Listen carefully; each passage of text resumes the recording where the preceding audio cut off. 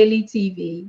I want to start by welcoming all of you that are joining this exclusive edition with our honorable guest that will be having a very familiar kind of conversation that we know. It's all about the United Nations International Decade for People of African Descent.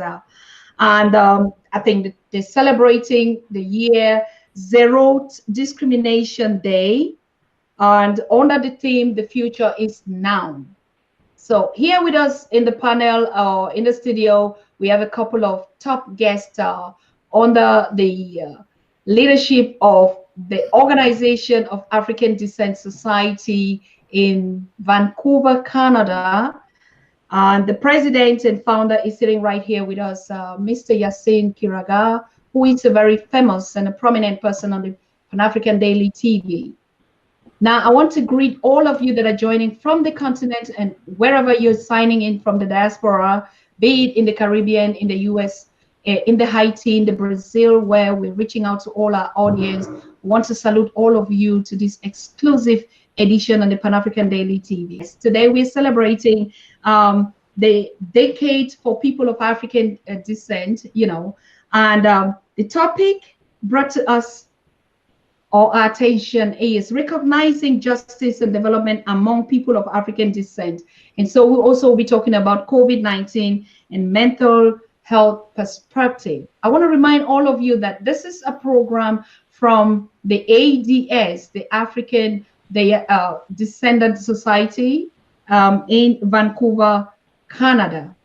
So the president sitting right here is going to give us an opening, a speech about what this discussion and this conversation is all going to be about. There is going to be, according to the program, a couple of presentations, but also we're going to have an insight about the work of IADS, on the awareness campaign about COVID-19. This conversation is going to be a very special kind of one because we'll be talking about political injustice, human rights abuse, and stuff like that, which is apparently actually not the kind of conversations that we have here. I mean, we're always focused on our Africans doing it by themselves, but targeting the Africans worldwide. So today we will have to hear all the initiatives that have been put out there by people of African descent, by Africans themselves, doing it by themselves and for themselves. So nobody has to tell us, oh, we are the ones giving you all the support. We're the one aiding Africa to become what it is. No, Africans have been doing it from the time of their ancestors right up to now. And you see the descendants, be it from the slave descendants or the colonized on the continent, they've been putting out too much work. The only challenge that we've never had is to have a media that has put the focus and the accent to actually promote and to showcase and to brand the incredible contributions of our people to the development of ourselves and the continent as a whole. So today is another new day, and like the theme of this conversation is the future is now. Now, a lot of us will be asking, the future is now for who and how? Yes, the future is now for the people of African descent. The future is now where we start narrating our own stories, where we change the narratives. The future is now where we put the focus on what we've been doing, how Africa and its people have been contributing to world peace, security, love, whatever. And no one has been saying anything about it. So the future is now. And we're so excited to have this 2 and 15 minutes or 2 hours conversation with our brothers and sisters, with our queens, with our young people in the diaspora, and particularly in Canada, that has been doing a lot of work out there. So if you're joining in, please make sure you share this conversation. Make sure you get your pen and your paper, because I think there's just a lot that we're going to be learning today. As you know, the Pan-African Daily TV is all about information, education, knowledge of self and who we are, and promoting us on us. So it's all about from us to us, what we do. Now we have the president of this organization here, and we would give him the floor to tell us about the whole of this program, how they came up to this summit, and why is it necessary now, and why the topics, and why now. Mr. Yasin, over to you. and the team for Pan-African Daily TV. Thank you so much again to give me the opportunity to come back here at this African International TV station. It is a great honor again to say that thank you so much for such a wonderful job you are doing to represent the voice for the people of African descent worldwide. We don't have BBC or CNN and Al Jazeera, but now we know that at least Pan-African Daily TV has hosted several celebrities around the globe to deliver the message about people of African descent, arts and culture, and of course the other issues that are affecting people of African descent, and those are transformative leaders doing great things around the continent and the diaspora. I also wanted to send a direct message and a strong welcome for my mom. She's my mother and a great mentor and a leader whom I think one of the greatest, most influential women around the world. Yes. And an icon of Pan-Africanism. And we are here on Pan-African Television. It's a great honor, this TV, to host Honorable Dr. Julia Lynn Walker, President of the Pan-African Movement of North America.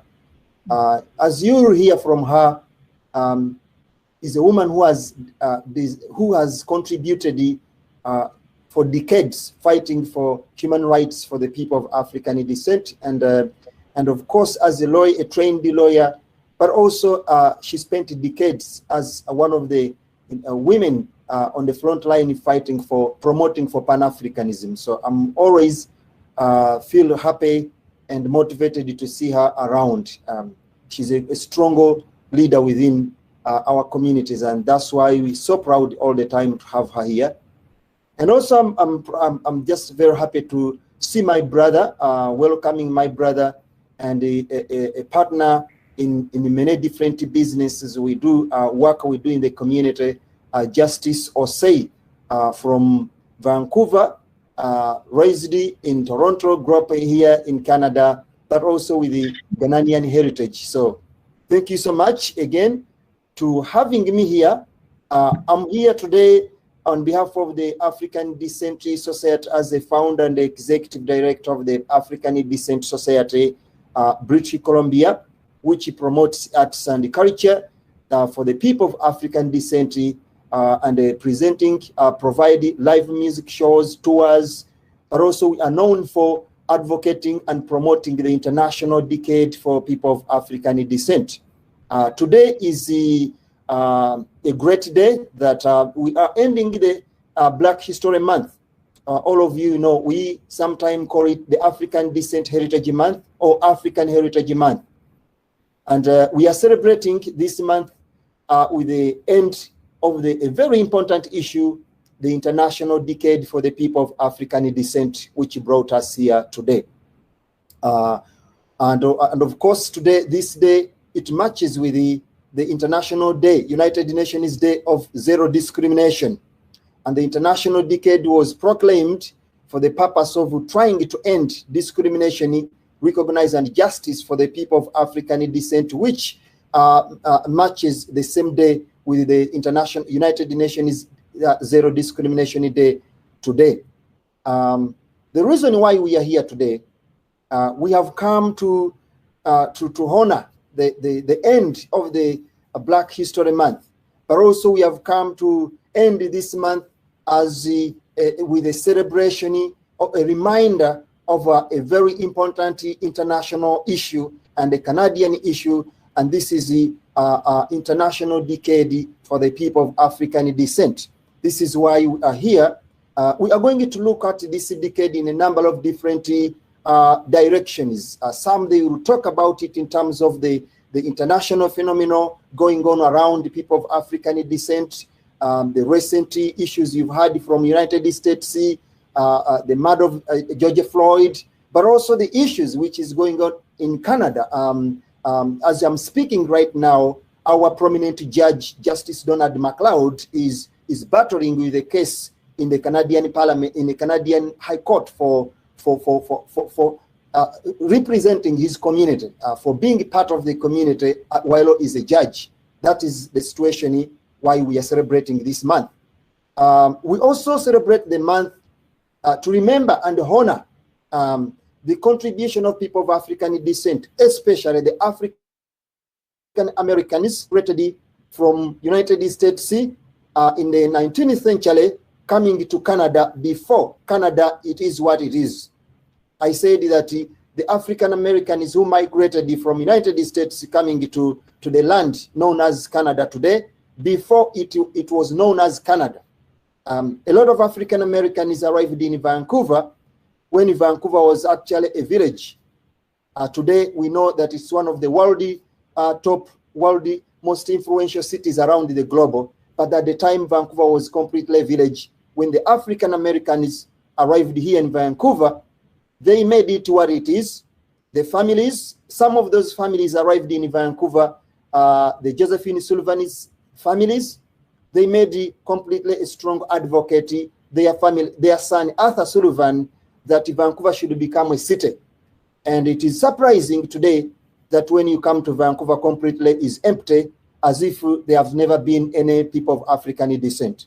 And even if those Africans today come to Vancouver, they will be encountered with the pushing them that Vancouver is expensive. You cannot stay here. You have to go to the outskirts of Vancouver or to other parts of Vancouver.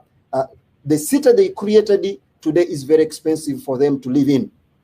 They arrived in Victoria before when the province became a city, or when British Columbia became part of the Confederation of Canada. But today, when we look at today, I mean, African Americans arrived in BC when British Columbia before joined what we call the Dominion of Canada, or became part of Canada. When the British Columbia as a province was completely not legally a provincial government, they started it from scratch. And the Yale Conference, which led to the negotiation that British Columbia should be part of Canada, it was the great contribution of African Americans who advocated. Mifflin Gibbs was among those people who advocated that BC should definitely join to become part of the what you call today Government of Canada. As we know that British Columbia was one of the last provinces to join to become part of the Dominion of Canada. African people were here struggling to negotiate those negotiations, and finally BC joined to be part of Canada. Again, when you come to BC, you cannot see all those contributions made. You cannot even believe that such ideas were part of the African descent community, that such struggles were partly contributed by the African descent people. And also, we also need to remember, as we are celebrating this decade, that here in British Columbia, the first governor of this province, Sir James Douglas, he was also a person of African descent, being that his mother, he was from Guyana, is a free slave from Guyana, who later became a mother of James Douglas, with a father is from Scotland, working in a sugar plantation. And as we know, all of us, that a lot of Africans, when they were brought from Africa as Africans, they were enslaved. They are given titles as slaves. They were named Negroes or slaves. But the son of a former slave, James Douglas, he became the first governor for the province of British Columbia. And this is him who made the invitation that due to the racial discrimination, the Jim Crow segregation in the United States, African descent people should migrate to come to BC, in which they call the land of after Canaan, the land, a promised land. But now we are going to go through this decade and analyze the decade to see whether the British Columbia, whether people of African descent today, Africans, African Caribbeans, African Americans, can you really call Canada, British Columbia, a land of after Canaan? Because many of these contributions, a lot of them they made, they were desecrated, they were destroyed with what was known as the urban renewals in Vancouver especially. But also as other African Americans decided to go back home when slavery ended with the President Abraham Lincoln with the declaration of the end of slave trade. Some of the African Americans find no more use to stay in British Columbia. They decided to go back home. But that was not the reason. It was the major issue of racism, racial discrimination, and other related intolerances, which led to so many of them to lost what they had created or what we see today. Ladies and gentlemen, I said that we are celebrating the International Decade for People of African Descent. What is this decade? Why do we celebrate it? Why is it now, as the theme say behind me, the future is now? Why is it now? In 2011, I'm very sure that one of the guests we have in the room here, I may not quote it clearly, but possibly I think that very clear that Dr. Julialine Walker, she'd been in South Africa a number of times on different occasions as a Pan-Africanist. But in 2011, there was a conference known as International Conference Against Racism, Racial Discrimination, and the Related Intolerances. And after that conference, they created a lot of member states of African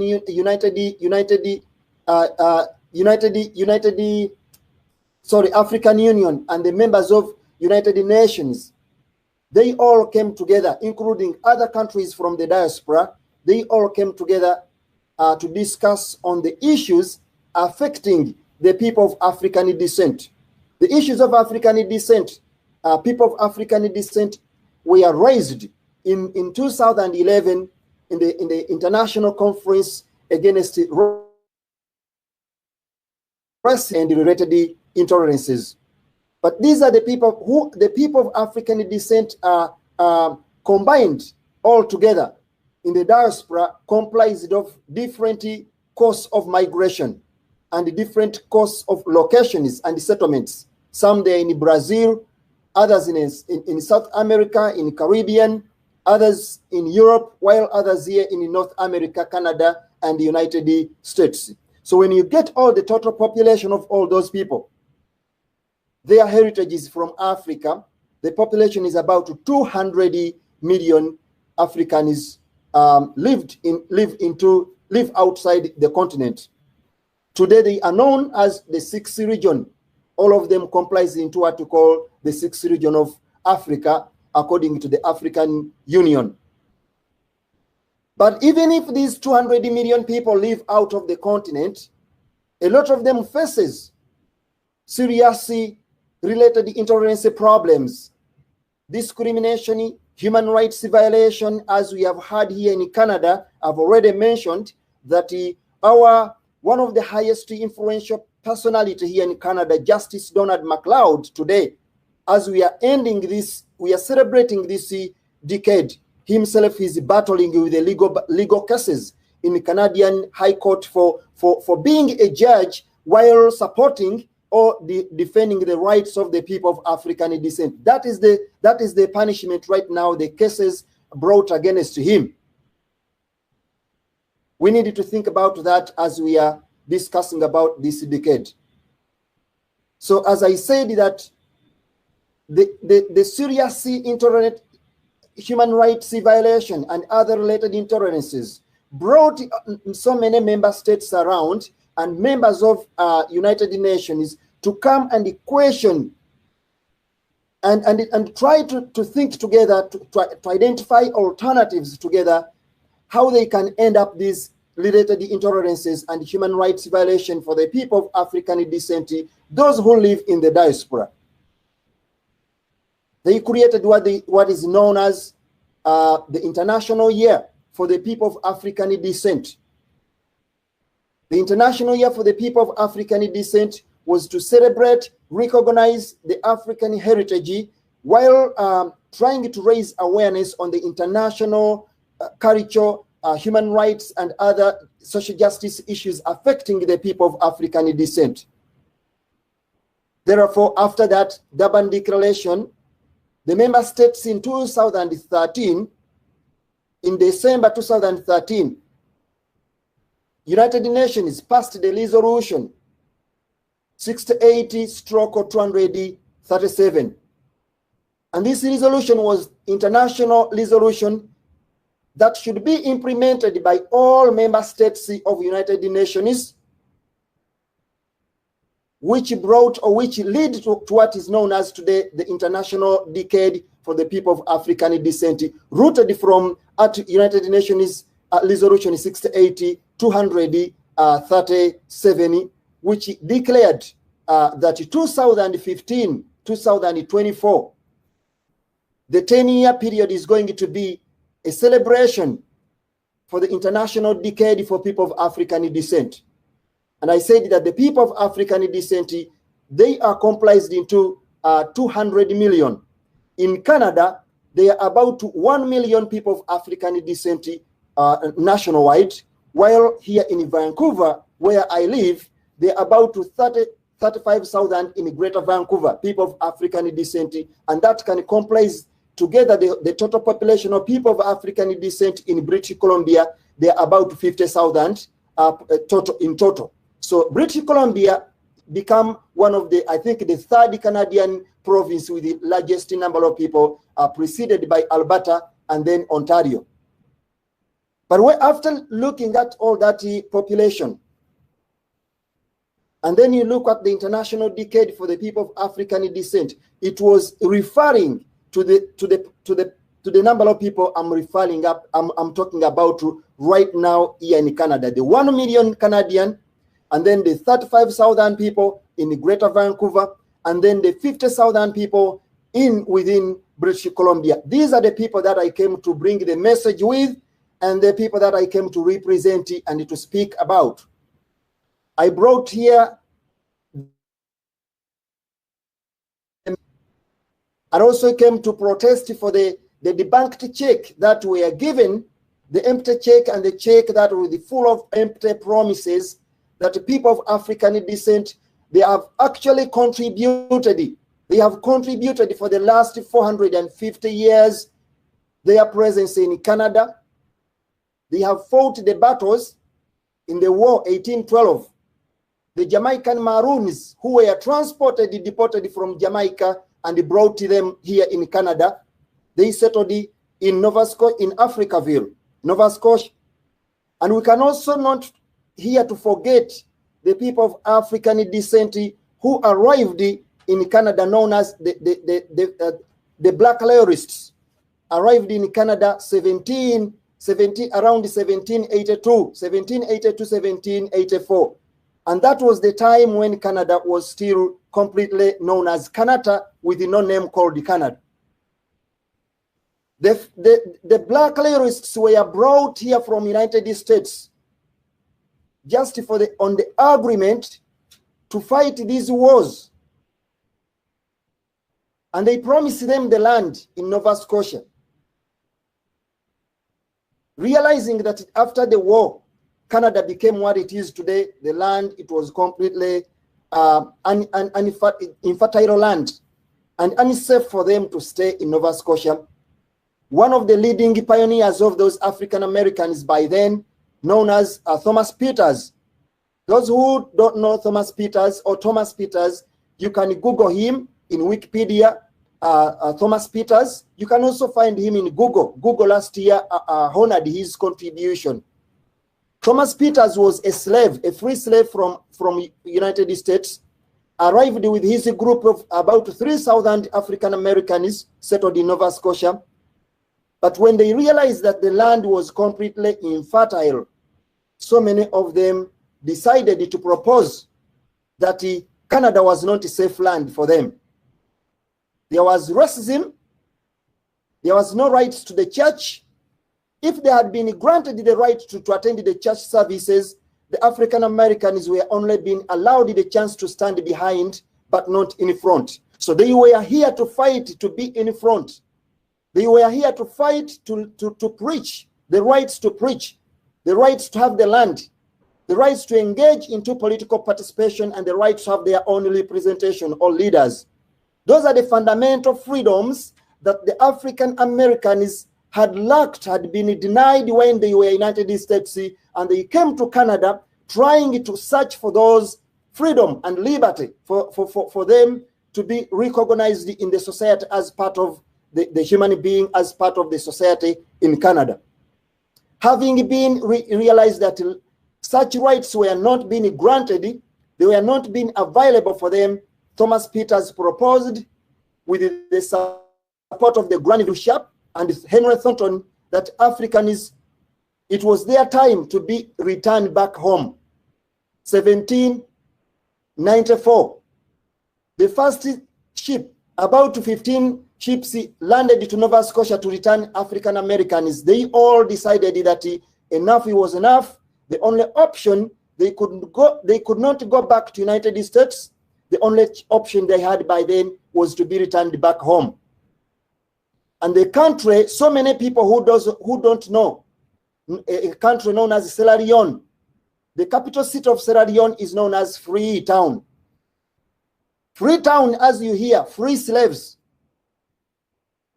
Free slaves, these are African Americans who migrated, who were brought by the United Empire Loyalists in Nova Scotia. The place is known as Shelburne and Batchtown. Those who know Nova Scotia, there are two major smaller towns known as Shelburne and Batchtown. Those were concentrated land for African Americans.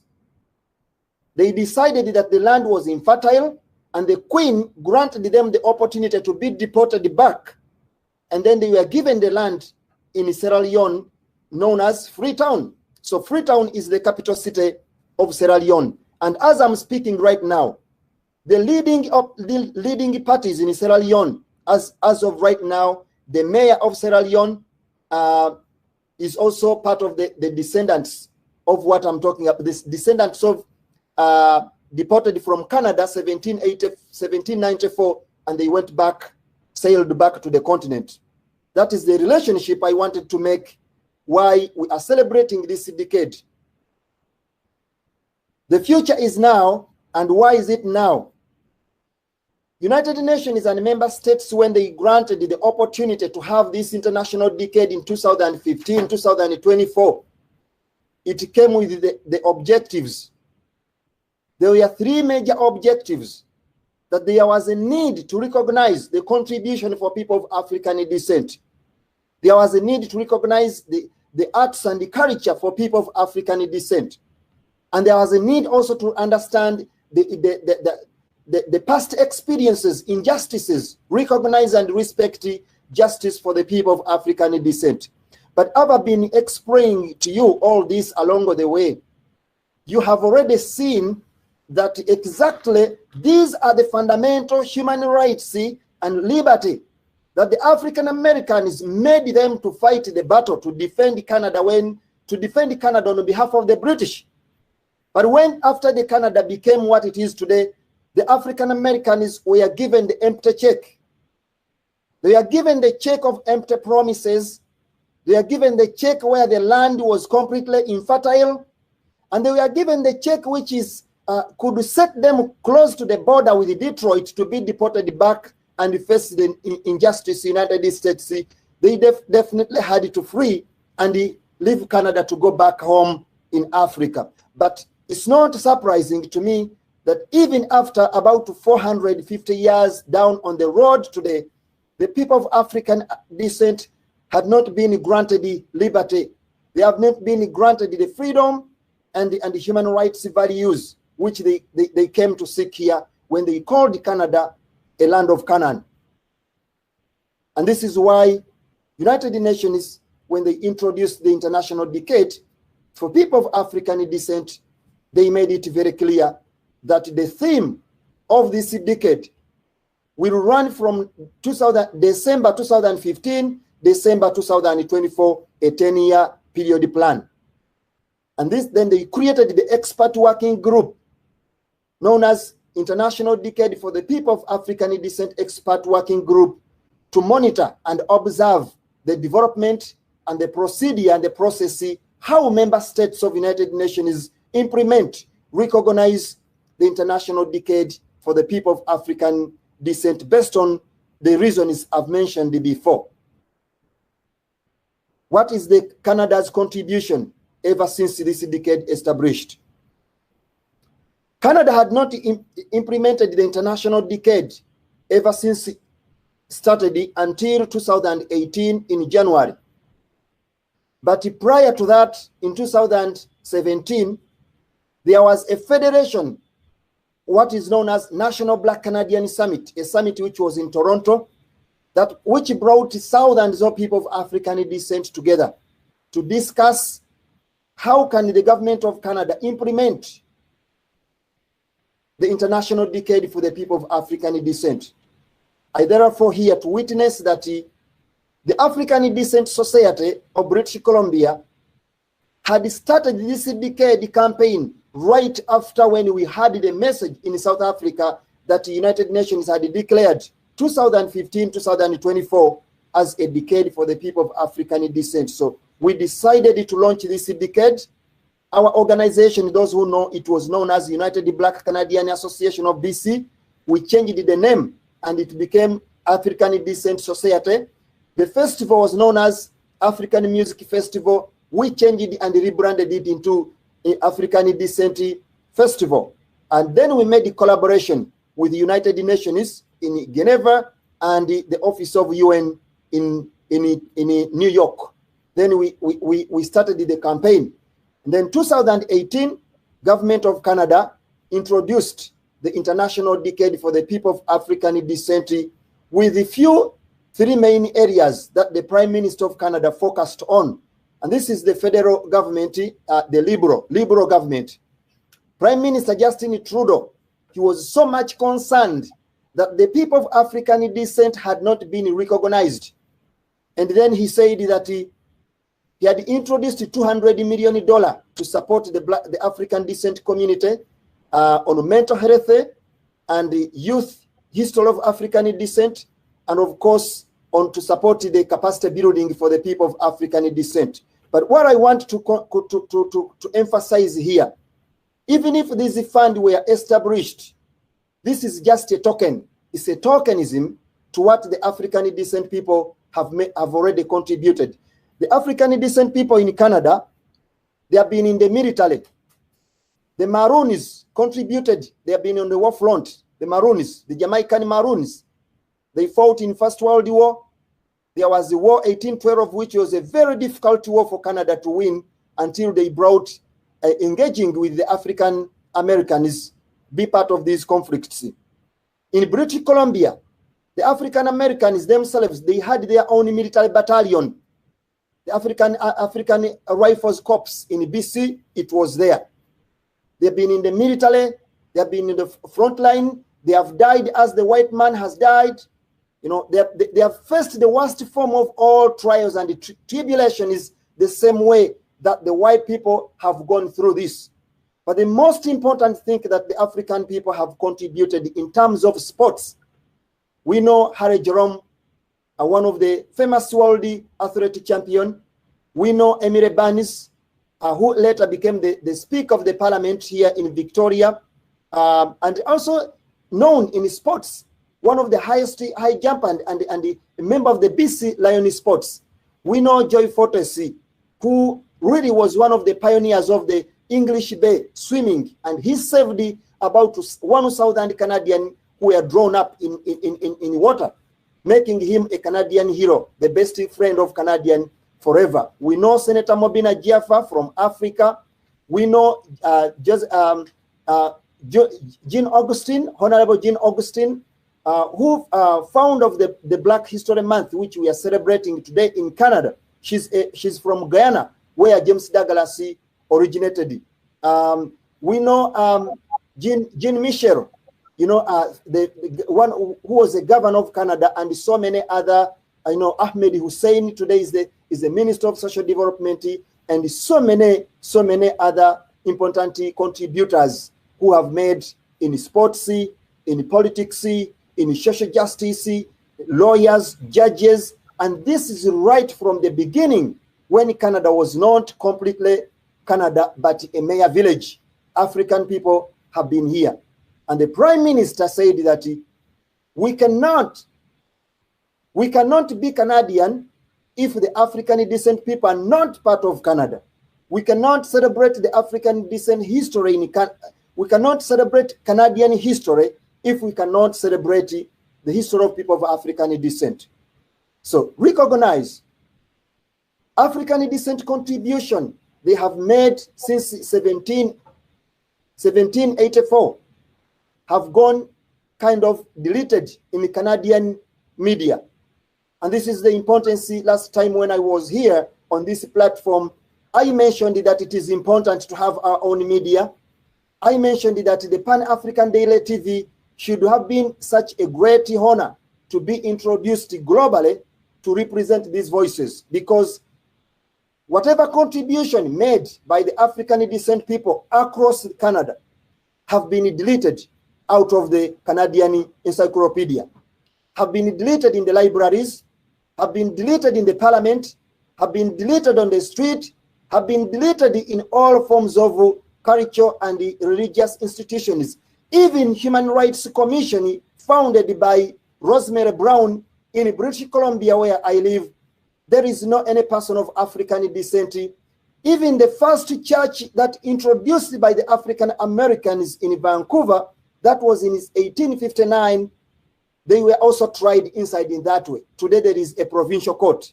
You cannot go there and find whether that place it was once the first settlement site for the people of African descent.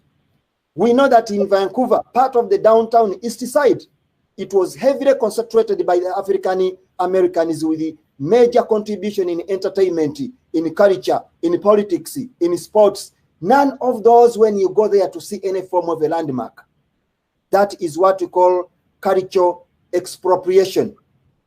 When someone denied you the opportunity to celebrate your story, to tell your story the way it should be told, to express these culture values, traditions, that person has denied you the opportunity to live as a human. So the International Decade for People of African Descent proclaimed to represent the people of African descent, to honor, to recognize justice and development. And then when you look at the current injustices happening today, you may think definitely that Canada has not learned anything from the old order and they regret nothing from the new order. And this is where we need that it's time now to develop ourselves and create a new future, and that future is now, not tomorrow. Thank you so much. When the issue of George Floyd, the whole story started with the murder, the murder of George Floyd.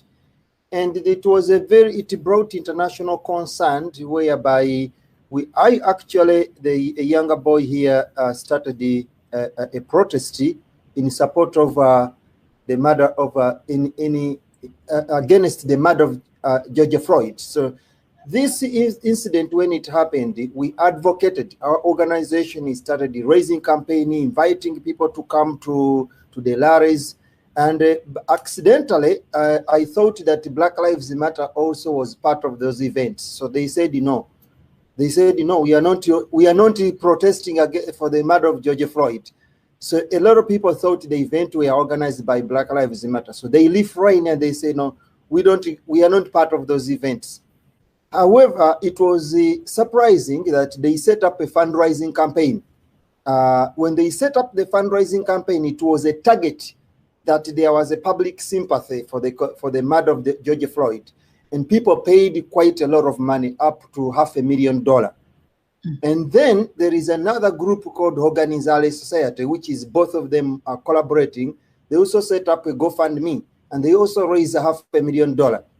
So if you look at that money, it can feed every member of, even if it's for LGBT society, even if it's for immigrants, even if it's for African organization. There are 55 African associations in BC. There are 18 Caribbean associations in BC. There are about a single group of African American here in BC. Every society could have get a piece of that amount of money. $1 million is huge. And then, in fact, there is not any in the history of BC for African descent community ever got that type of support. So, but it went disappear. When I did investigation personally and our organization, a lot of younger people come to our offices, a lot of them, and I think in July you saw a lot of younger people. Some of them are single mother, others they from the LGBT communities, and they say, have you reached out to LGBT, I mean to Black Lives Matter for support? They said that they don't have office, they don't have address, it's not a, when you search for the registration in the government, it's not a registered organization.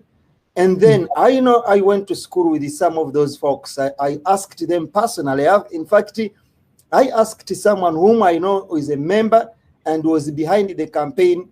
We went to school together to the University of British Columbia. I asked him, brother, where is this money gonna go? As we have had a lot of public scandals with the Black Lives Matter schemes, are the money going to benefit people in the pandemic? We are asking the government of Canada to support Black people, African descent people during the pandemic. Are you supporting the rent? Are you paying the single youth mothers? Are you paying for those homelessness? And it was completely, none of them could be answerable. Until I reached to the founders of Black Lives Matter Vancouver, they said, we left the group for a long time. We are not around. We are no longer associated with that group. We don't know even who is behind it. So I went further, and until I reached to the 3 people who were behind the group, and they said, we are not responsible for the money. And then I went again until I reached to the last person. He said that the money we raise is to fight defunding against the police. Fighting defunding the police for how and in what context? So that one, it went disappeared until now. If you have been following COVID-19 and the Black History Month, that on the issues of affecting Black people, African descent people here in Vancouver. Even our Black judge, African descent judge in the High Court of Canada, is battling with the issue in the courts of law for conflict of interest because he was supporting the African descent communities, including the Black Lives Matter, but they could not raise the money to support the lawyers to defend him in the court. So then we're asking for, is the money went to support people in jail that Senator Mabina Jaffa talked about? They said that what we heard, that the money, it was shared within those groups and disappeared. But the question is today, how does the public going to look at us, where the dollars have gone? One of the examples I need, and I can tell you that a younger student from Zimbabwe and another student from Jamaica, then they have managed to raise about $300 to $200,000 themselves. And they have been reaching out to each and every student, every African descent person, at least with $100, $200 food. And they have done all this work. Where is the such fund of $1 million that could have purchased a culture center? It can purchase a 2-floor lease, a whole property. In Vancouver, it can go to Hogan's Alley there in Strathcona and lease a full 2-floor or 3-floor lease or a whole building lease. There is no any a space where Black Lives Matter should be found. And they said that they don't operate in space, they operate on Facebook. That's how they ended up this situation. Okay. Yeah, I think whatever, that's not a topic. And yes. That's not even our vocabularies anyway. So yes, what would you like to say about this session for today and for the audience? And we're closing up. Just first of all, I would like to really appreciate for Honorable Senator Mabina Jaffa, the great Pan-Africanist, president of the Pan-African movement, North America, Dr. Julia Lynn Walker, and brother Justice, the CEO of Cornerstone as Logistics and Security Service, and Rita Bule, who's been behind the event, and most especially also the Pan-African Daily TV Dr. Susan and the team, the editors who are working on this television, that thank you so much for the great opportunity. So a lot of inspiration that as always we have learned from Dr. Julia Lynn Walker, very knowledgeable on the African continent. I always tell people that she was not born at the continent, but she's way much knowledgeable than any person born at the continent there, with in every situation, in any angle about Africa. Julia Lynn Walker and Senator Mobina Jeffers' contribution much appreciated, and we would like to partner to work with the Pan-African Daily TV, Pan-African movement, Julia Lynn Walker to revive this idea and extend the ideas of Pan-Africanism, Pan as people of African descent together. And I think that is what I would like to leave tonight, and also people to follow African Descent Society online, the African Descent Festival coming up soon. But we are calling unity. The unity, Nelson Ghanaian president, he said in Nkrumah that African, we must unite or we perish forever. And if you listen our leaders today, all their comments, all the statements, all the suggestions they have made, situation is in Nigeria. People are suffering from Nigeria. Senator Mobina Jeff has been a single Canadian person. If you say that she's not an African person, she led the movement of bring our girls worldwide from Canada. She's been on protest on the street since 2010, 13, 14. She's been addressing these issues throughout until right now, in the presence of 55 African associations in BC, with the Nigerian huge community association, we have not been able to stand and say, enough, enough, Nigeria.